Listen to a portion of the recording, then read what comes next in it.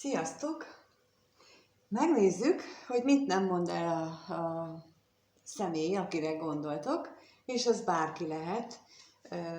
Most ezt így különösebben én nem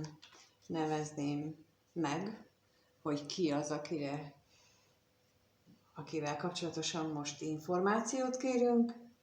Az a lényeg, hogy akire a néző most gondol, vele kapcsolatosan érdeklődünk, hogy mi az, amit nem mond el, mi az, ami ott van benne, és ha lenne bátorsága, akkor elmondaná a nézőnek, de egyelőre se bátorsága, se lehetősége, vagy egyik, vagy másik. Szóval már tudjátok, hogy a 3 különböző kártyából szoktam ezt csinálni, 3 lapot kérek, és aztán meglátjuk. Eddig nagyon harmonizáltak egymással, függetlenül attól, hogy így kértem, és most is meglátjuk, hogy mit mutatnak a lapok, úgyhogy kezdjünk is hozzá. Mi az, amit nem mond el az a személy, mi az, amit nem mond el, miről nem beszél, miről nem beszél. Lehetséges, hogy fordítva tartom a csomagot, ezért így jött.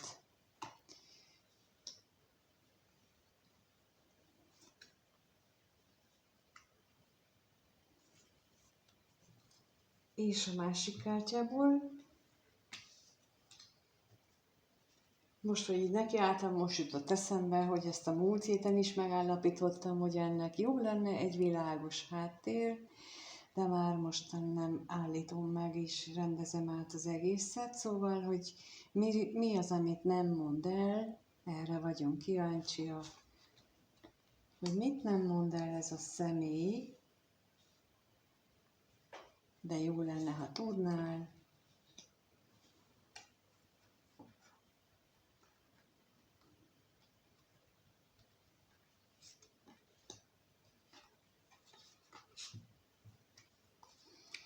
És akkor a harmadik kártya, az pedig arról szól, hogy mit üzenne a jelen helyzetbe, mi az, amit üzenne, amit örülne, ha tudnál, de valamiért mégsem.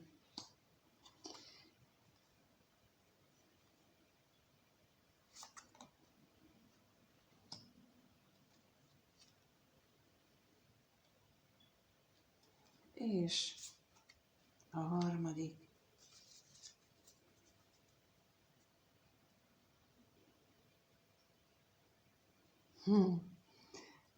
Azt hiszem, jó lesz. Ugye elolvastam, ami szöveges kijött, de biztosan megint állíthatom azt, hogy harmóniában állnak a lapok, hiszen itt a közepén a csillaglapja van, és itt is a csillaglapja van. És ráadásul 2 nagy arkánum, a harmadik pedig egy ilyen kiegészítő lapként, tehát egy nagyon fontos dolgot, nagyon fontos életszakaszon megy keresztül ez a személy, és talán ezért is nem beszél róla, illetve itt a hold lapja van a csillag mellett, ami a félelmekről is szól, meg arról, hogy titkolódzik is, de arról is szól, hogy nem tudja, hogy mi történik körülötte, tehát, hogy beszélne ő és mondaná ő, hiszen itt a botok 8-assal az is benne van, hogy hirtelen gyors kommunikációra volna, vagy van lehetőség,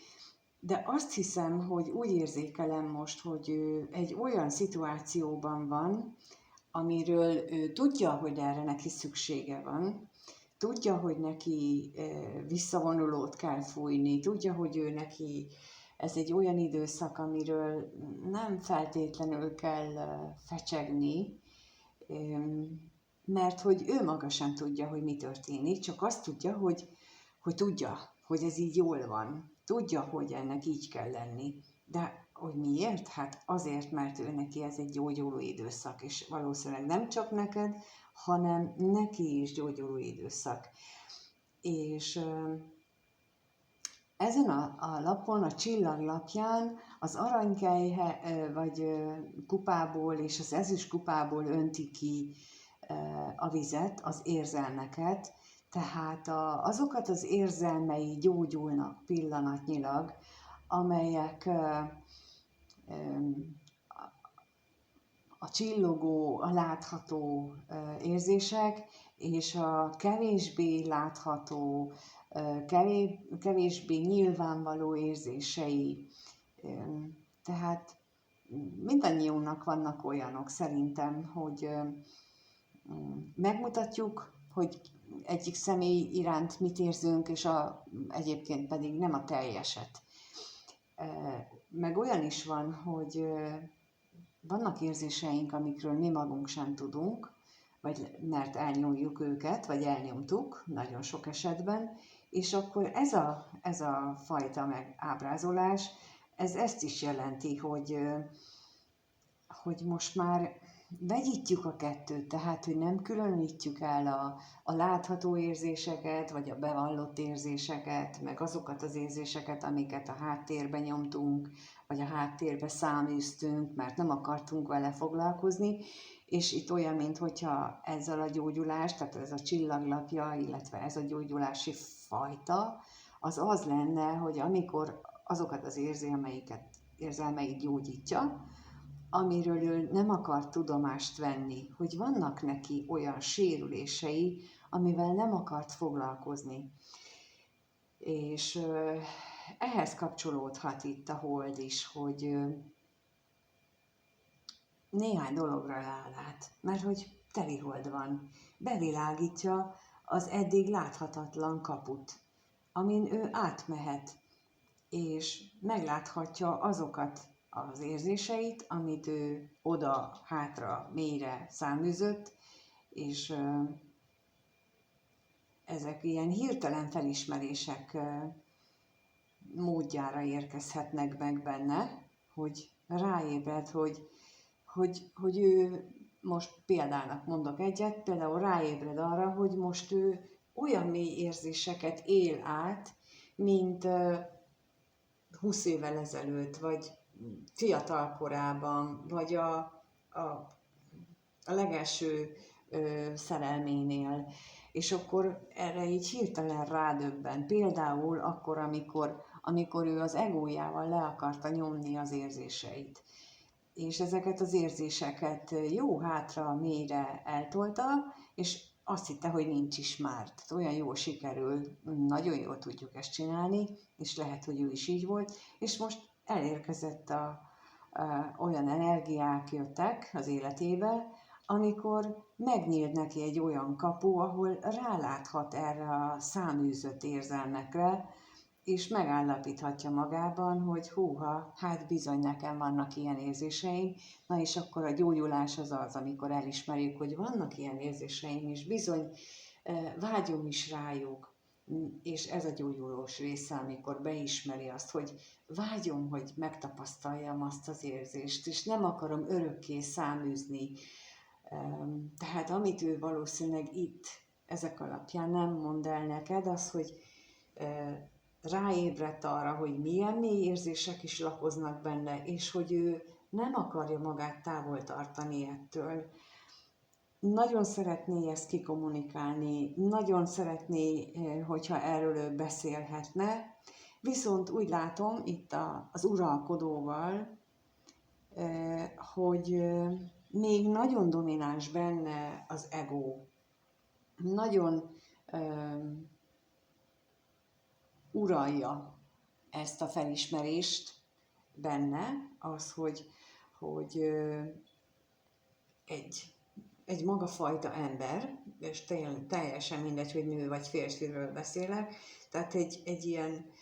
olyan személy, mint ő, vagy aki eddig volt, az most nem lehet egyszerre nyálas. Az nem csinálhat úgy, mint hogyha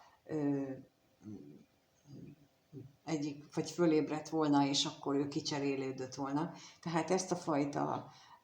érzésvilágot érzékelem itt az uralkodóból, hogy ő nem teheti meg azt, hogy most országvilág elé szétkürtöli azt, hogy ő mire ébredt rá a saját érzéseivel kapcsolatosan, és még az sem biztos, hogy ezt úgy feldolgozta, hiszen folyamatban van a gyógyulás, és itt is mutatja, mint a kirakásnak a középső lapja, hogy a gyógyulás folyamatban van. Ami azt is jelenti bizonyos esetekben, hogy néhány dolgot, amit ő a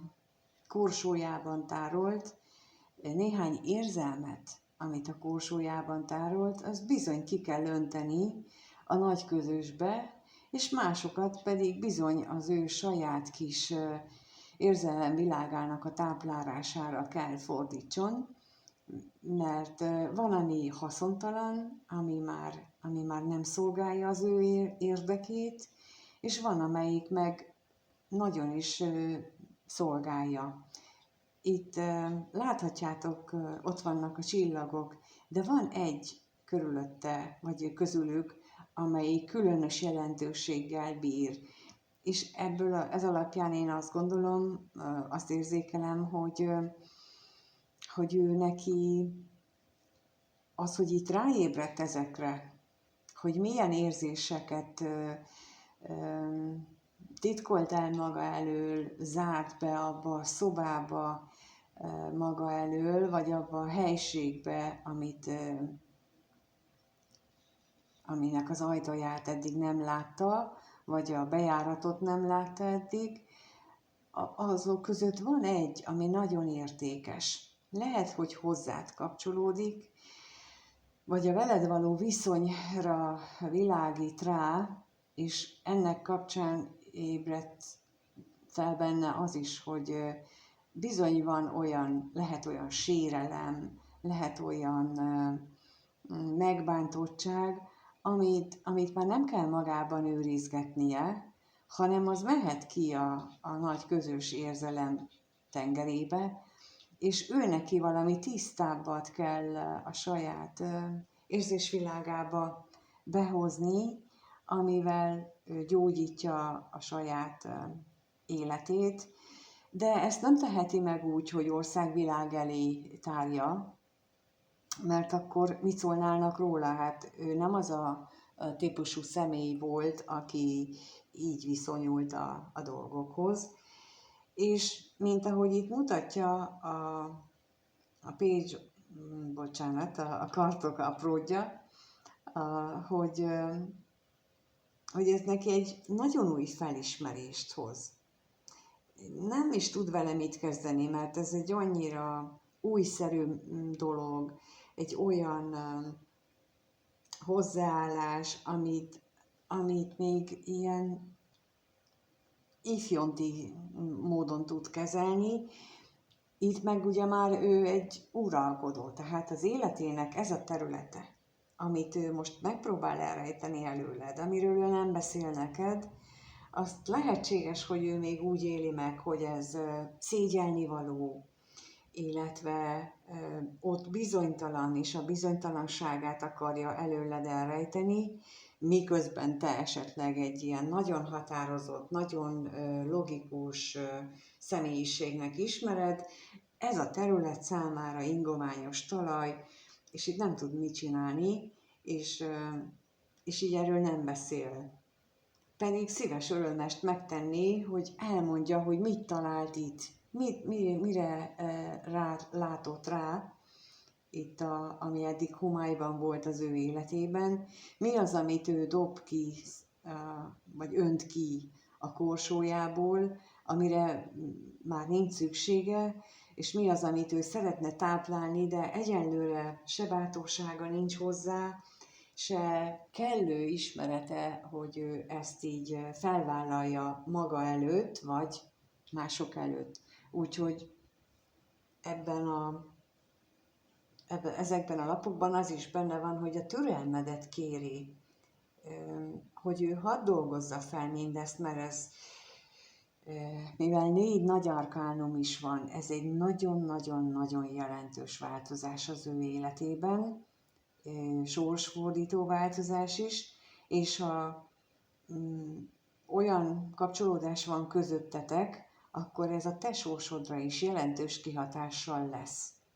hogyha ő ezen végigmegy. És ehhez kéri a türelmedet, a megértésedet ez a személy, és bízom benne, hogy ez nálad értő vagy halló fülekre talál.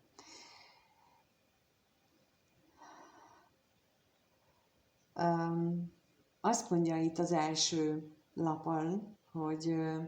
nagyon kemény módon tanulhat, vagy kellett megtanulni azokat a leckéket, amelyeket az élet rá kiszabott, és ezt így nagyon szívesen megosztaná veled, és ha úgy nézzük, akkor ez nagyon is kapcsolódik ehhez, amit itt mondtam, hogy ráébredt, hogy olyan érzései is vannak, amelyeket ő eddig elrejtett maga elől, és ez bizony lehet, hogy ennek olyan következményei voltak, ami kemény leckéket hozott, tehát az, hogy ő megfosztotta saját magát érzésektől, ez bizony kemény leckékkel pótolta az élet, mert azért tud ilyet csinálni. A következőnél azt láthatjuk, hogy ő arra törekszik most, hogy megpróbál olyan új perspektívát találni, vagy olyan új utat találni a kapcsolatotokban, vagy a kettőtök közötti kapcsolatban, amely egy növekvő pályára állítja a kettőtök viszonyát. Lehetséges, hogy eddig stagnált a kapcsolat, vagy ha más jellegűre gondoltál, akkor akár hideg-rideg kapcsolódás lehetett, vagy ilyen is, meg olyan is. És most azt mondaná el neked, hogy kemény leckék árán, de megtanulta a leckét, és most megpróbál olyan utat keresni, amin a kapcsolat növekedési fázisba áll át. És akkor megnézzük az utolsót, amelyben azt mondja, hogy ne aggódjál, ne legyenek negatív vagy rossz gondolataid, kedves, mert minden jó időben történik. Semmi sem történik olyankor, amikor nincs itt az ideje, úgyhogy ő úgy éli meg ezt az egész kapcsolódást, vagy ezt az egész folyamatot, amin ő most éppen keresztül megy, hogy az mindkettőtök számára egy nagyon pozitív, jó végkimenetele lesz a dolognak, vagy ennek az egésznek, mint ahogy itt az előbb mondtam, hogy ő türelmedet kéri, mert ő dolgozik rajta, hiszen itt is mondja, megtanulta a leckét, nehéz volt, nem könnyű, dolgozik, gondolkodik, agyal rajta, hogy hogyan tudná magasabb szintre emelni, milyen módszereket használjon,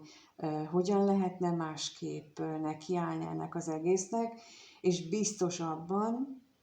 hogy semmi okod arra, hogy te emiatt aggódjál, mert minden a lehető legjobb időben fog történni. És ha így ránézek erre a lapokra, akkor megint azt kell megállapítanom, hogy bizony ezek nagyon is koherensen jöttek, összefüggő az egész lap, mindegyik egymással, függetlenül attól mondom, hogy 3 különböző kártyából is nézzük, és mégis arról szól, hogy ez a személy most éppen a nagy átalakulás, a nagy gyógyulás folyamatában van, és lehet, hogy szégyelli is magát, hogy ő ilyen dolgokon megy keresztül, de azért, mert ő itt még csak egy apród ebben a tekintetben, viszont az uralkodóhoz szokott személyed vagy környezete az ítélni el őt, hogyha így mutatkozna, és ezért nem mutatja meg a jelenlegi helyzetét, de nincsen ok aggodalomra. Úgyhogy ez a konklúziója ennek az egész kirakásnak. És én nagyon köszönöm, hogyha itt voltál, köszönöm, hogyha megírod a kommentben azt, hogy neked vannak-e hasonló rejtett érzéseid, vagy ráébredtél-e esetleg most ennek, vagy egy bármelyik másik kirakásnak a hatására, hogy bizony neked is vannak olyan rejtett dolgaid, amit így szándékosan háttérbe toltál, és nem nagyon beszélsz róla, mert akármiért, viszont jó lenne, ha beszélnél. Ezt szívesen olvasok erről is, és köszönöm, hogyha tetszik és lájkkal díjazzátok ezt a kirakást, meg a feliratkozásokat is köszönöm, és itt elmondom, hogy az 5500-at eléri a feliratkozó száma, akkor valami nagyon jót találtam ki, és várom, hogy mikor éri el, hogy elmondhassam mindenkinek, és egyébként pedig minden információt, mindenféle információt találtok a leírásban, elérhetőségről, egyéni kirakásról, egyéni videókészítésről, személyre szabott videókészítéséről, belső gyermek gyógyuláshoz, blogbejegyzésekről, kurzusokról, mindenféléről. Hát javaslom, hogy az 5500-as feliratkozó számig olvasgassátok ezeket, amiről elbeszél, vagy besélek, mert hogy ott értelme lesz mindennek. Köszönöm szépen, hogy itt voltatok, és mindenkinek minden jót kívánok, sziasztok!